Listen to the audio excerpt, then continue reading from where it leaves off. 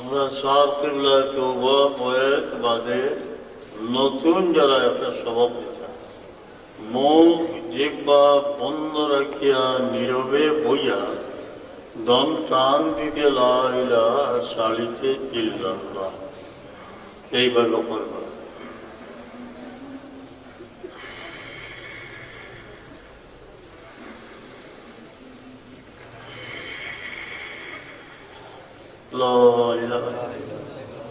প্রত্যেক দিন কমপক্ষে 200 বার দুরূদ শরীফ পড়বা, যত বেশি পড়বা বেশি লাভ হয়। ইস্তিগফার শরীফ 100 বার।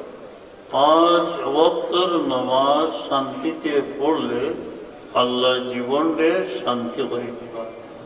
আল্লাহ আমাদের বাকি জিন্দগি শান্তিতে খড়া হইয়া নামাজ পড়বা। ইয়া আল্লাহ, বড়রে তাজিম করবা, ছোটরে দয়া করবা।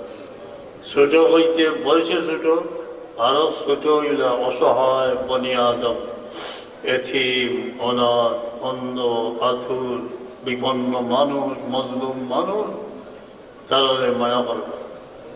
পরের ভালাই দেখতে পারে না, তার দুনিয়া ফেরাত নষ্ট হয়ে যায়। আল্লাহ আমরা দিল্লি হিংসা বিদ্বেষ থেকে পাক করে দিতে পারি। যারা অতিরিক্ত সবক আসবাব সাহেব কিবলা রহমতুল্লাহ আলাইহি তা ইজাজত দিয়ে একটা বহুত বুজুর্গ করে রাখিয়া গেছেন, টান টান গেছে পাইবা। আর মাসে খানে খাতে ওই 3 দিন গেলে পাইবা। আল্লাহুম্মা আমিন। আল্লাহুম্মা সাল্লি আলা সাইয়্যিদিনা মুহাম্মাদিন ওয়া আলা আলিহি ওয়া আসহাবিহি। আল্লাহ এই মাহফিল থেকে আমরা কোনো ভিখারি দিয়ে খালি ফিরে ইয়া আল্লাহ, আমরা হৃদয় যেন শূন্য না,